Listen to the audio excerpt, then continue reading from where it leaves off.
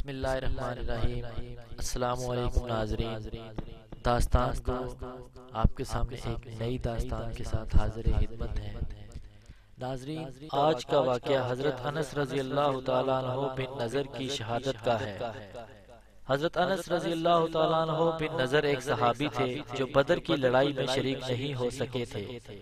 ان کو اس چیز کا بڑا صدمہ تھا، اس پر اپنے نفس کو ملامت کرتے تھے کہ اسلام کی پہلی عظیم الشان لڑائی تھی اور تو اس میں شریک نہ ہو سکا۔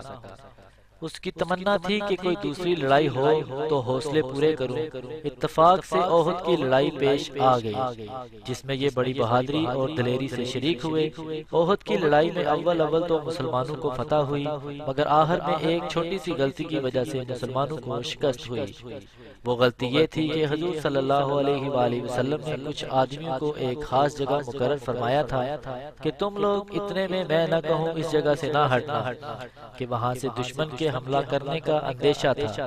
جب مسلمانوں کو شروع میں فتح ہوئی تو کافروں کو بھاگتا ہوا دیکھ کر یہ لوگ بھی اپنی جگہ سے یہ سمجھ کر ہٹ گئے کہ اب جنگ ختم ہو چکی ہے، اس لیے بھاگتے ہوئے کافروں کا پیچھا کیا جائے اور غنیمت کا مال حاصل کیا جائے۔ اس جماعت کے سردار نے منع بھی کیا کہ حضور صلی اللہ علیہ وسلم کی ممانت تھی تم یہاں سے نہ ہٹو، مگر ان لوگوں نے یہ سمجھ کر حضور صلی اللہ علیہ وآلہ وسلم کا ارشاد صرف لڑائی کے وقت کے واسطے تھا۔ وہاں سے ہٹ کر میدان میں پہنچ گئے۔ بھاگتے ہوئے کافروں نے اس جگہ کو خالی دیکھ کر اس طرف سے آ کر حملہ کر دیا۔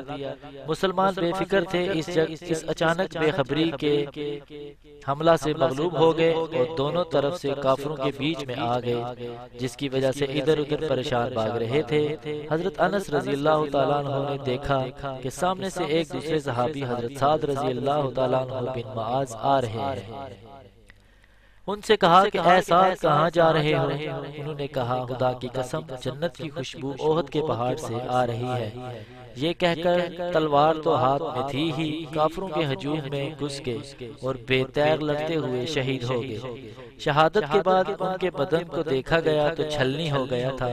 80 سے زیادہ زخم تیر اور تلوار کے بدن پر تھے۔ ان کی بہن نے انگلیوں کے پوروں سے ان کو پہچانا۔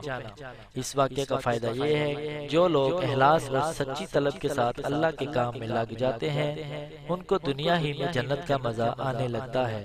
یہ حضرت انس رضی اللہ تعالیٰ عنہ زندگی ہی میں جنت کی خوشبو سونگ رہے تھے۔